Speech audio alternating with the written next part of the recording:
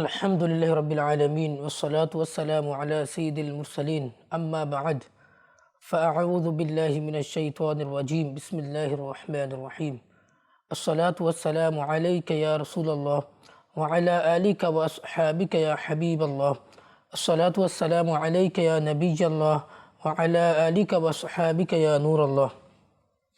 মাদানী চ্যানেলের দর্শকবৃন্দ, উপস্থিত হয়েছে কোরআনী উপদেশ অনুষ্ঠানে।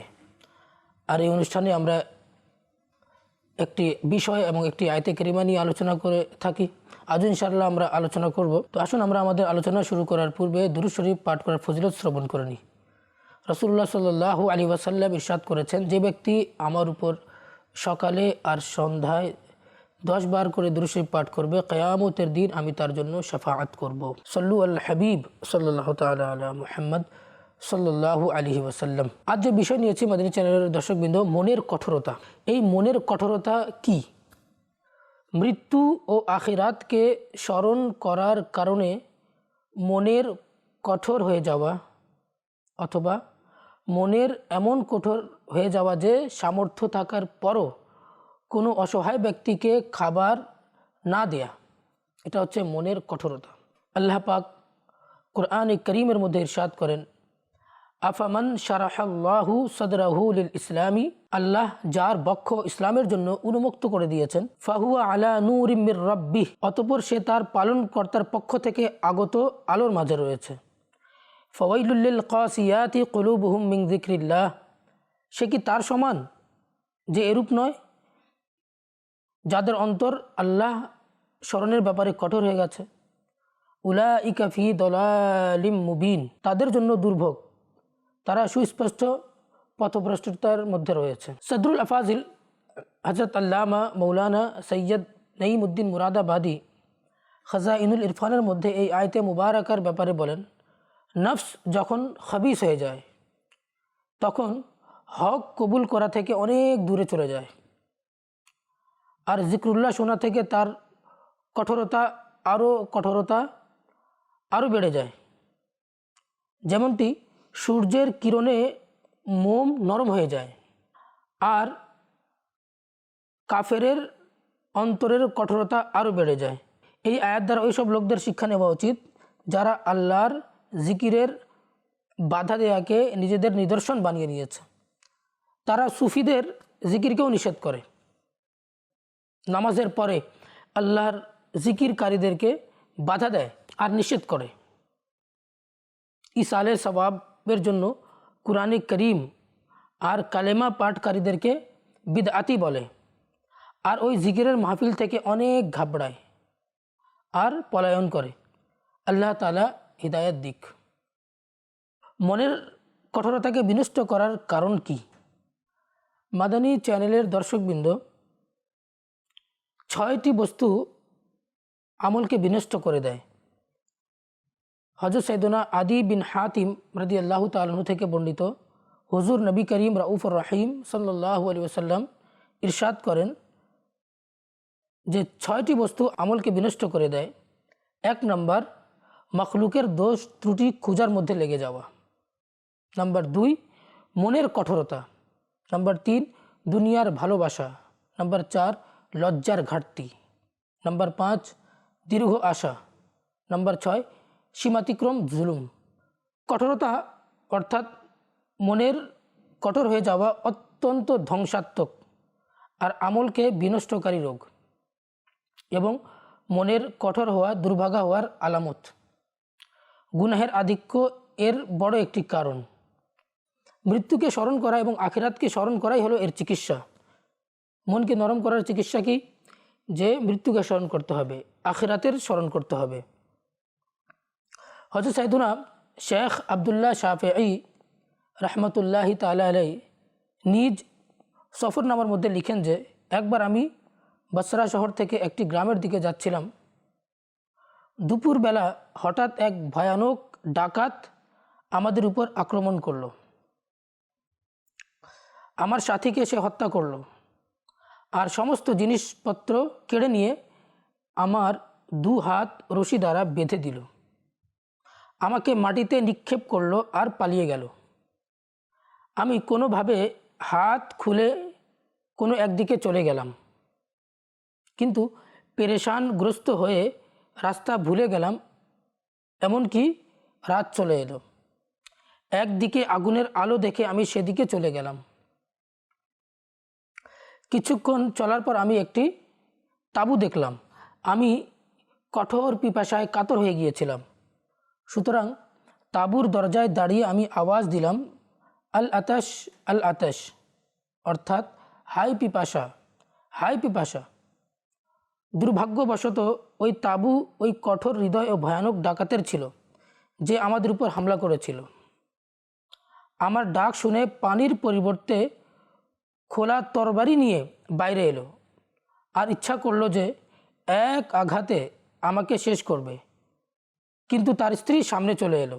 কিন্তু ওই ডাকাত তার মনের কঠোরতার জন্য বাধ্য ছিল, নিজ ইচ্ছা থেকে পিছু হটেনি, আর আমাকে হেঁচড়াতে হেঁচড়াতে বহুদূর জঙ্গলে নিয়ে গেল। আমার বুকের উপর উঠে গেল, আমার গলার উপর তরবারি রেখে আমাকে জবে করবেই, হঠাৎ ঝোপঝাড় থেকে একটি বাঘ চিৎকার করে বের হয়ে আসলো। সিংহকে দেখে ভীত সন্ত্রস্ত হয়ে ডাকাত দূরে গিয়ে পড়ে গেল।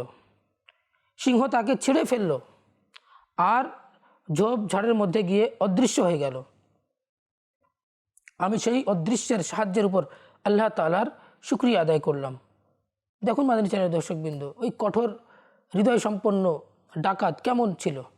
একজন কোমল হৃদয় সম্পন্ন একজন ব্যক্তির কে সে আক্রমণ করলো, তার জিনিসপত্র কেড়ে নিল, তার পাথেয় কেড়ে নিল, তাকে হত্যা করতে উদ্যত হলো। কিন্তু আল্লাহ তাআলার সাহায্য এমন সাহায্য আসলো যে সিংহ এসে তাকে থাবা করলো, সিংহ তাকে হত্যা করলো। মাদানী চ্যানেলের দর্শকবৃন্দ, যারাই পৃথিবীর মধ্যে কারোর প্রতি অত্যাচার করছে, জুলুম করছে, কিন্তু একদিন না একদিনের হিসাব হবে। আল্লাহ তাআলা আহকামুল হাকিমিন, আল্লাহ তাআলা এর বিচার করবেন। এই পৃথিবীর মধ্যে কত বড় বড় জালেম এসেছিল, জালেম বাদশাহ এসেছিল, জুলুম করেছিল, কিন্তু আজ তারা কোথায়? আজ তারা মাটির নিচে আছে, শেষ হয়ে গিয়েছে, তাদের নাম নিশানা নেই। মানুষ তাদের নাম যদিও বা মুখে নেয়, কিন্তু ভালোভাবে তাদের নাম মুখে নেয় না। তাদেরকে যেমন আল্লাহর ওলিরা যখন ইন্তেকাল করেন বা মারা যান, 100 বছর হয়ে গেছে, 200 বছর হয়ে গেছে, তাদের উরুস উদযাপন করা হচ্ছে, আর তাদের নাম মানুষ ভালোভাবে নিচ্ছে এবং তাদের প্রশংসা সহকারে তাদের নাম উচ্চারণ করছে। হযরত ফুজাইল বিন আয়াজ রহমতুল্লাহি তাআলা আলাইহি,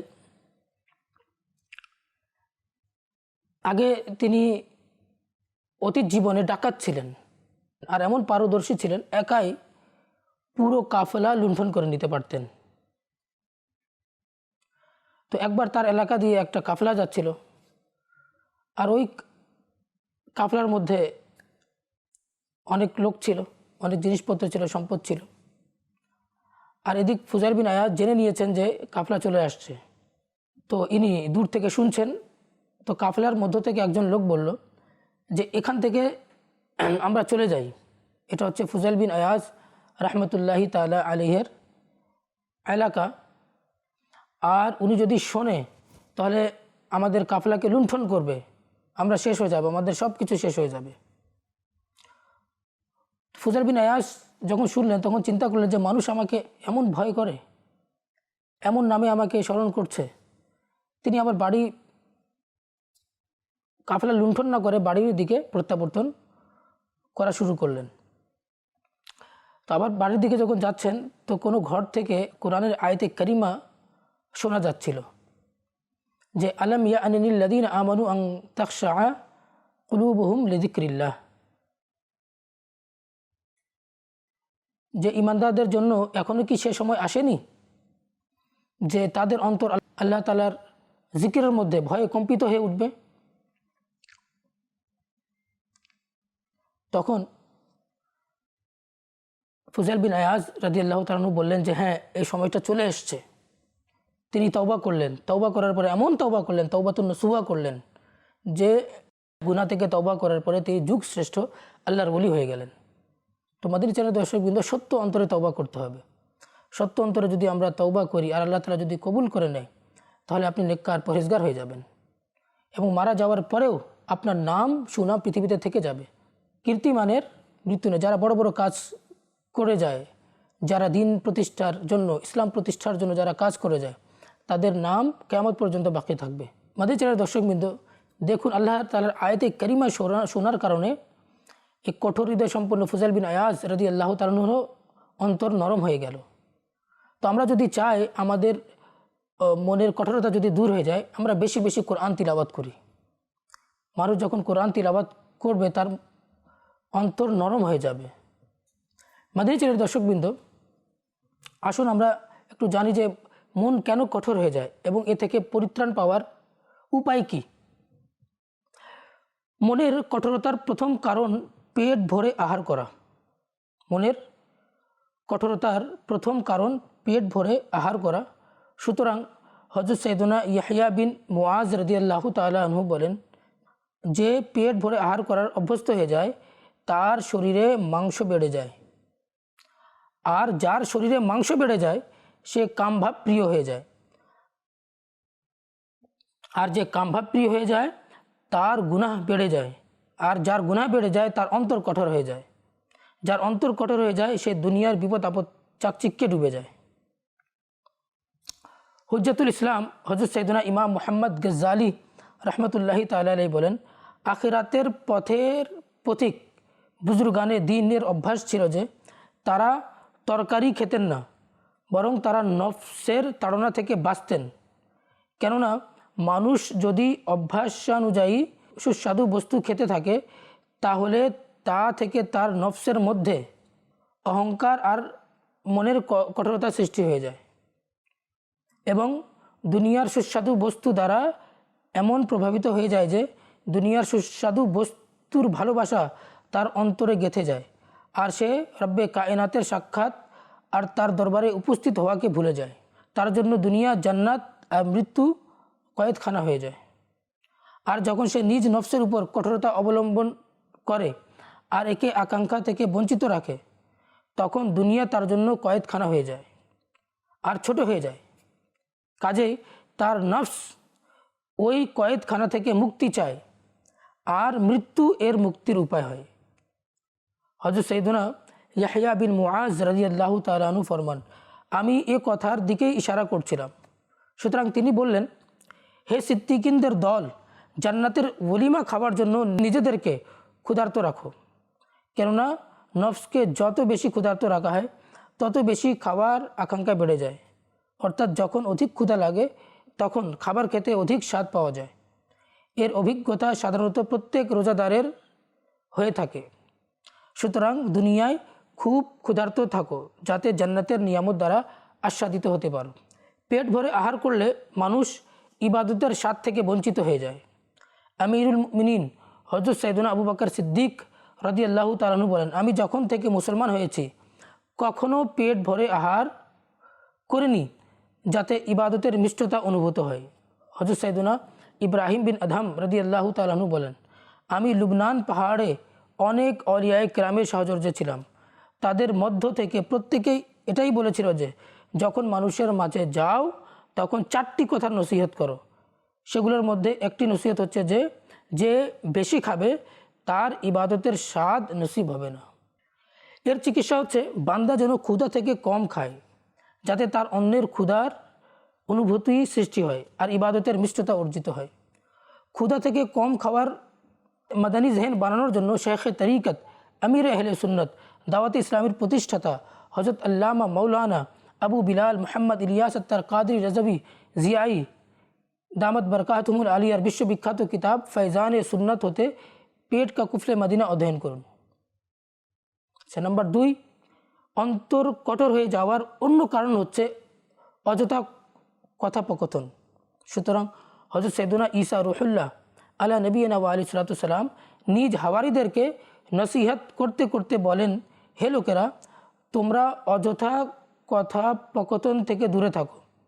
কখনো জিক্রুল্লাহ ব্যতীত নিজ মুখ দ্বারা শব্দ বের করো না, তা না হলে অন্তর কঠোর হয়ে যায়, যদিও মন নরম হয়ে যায়।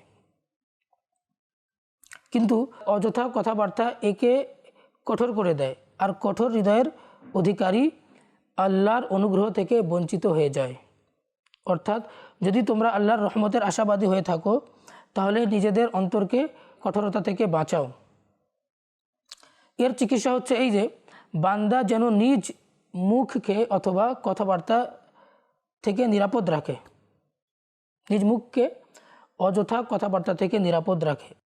মনের কঠোরতার তৃতীয় কারণ হলো অট্টহাসি দেওয়া। সুতরাং প্রিয় নবী সাল্লাল্লাহু আলাইহি সাল্লামের বাণী হচ্ছে অধিক হেসো না, কেননা অধিক হাসা মনকে কঠোর করে দেয়।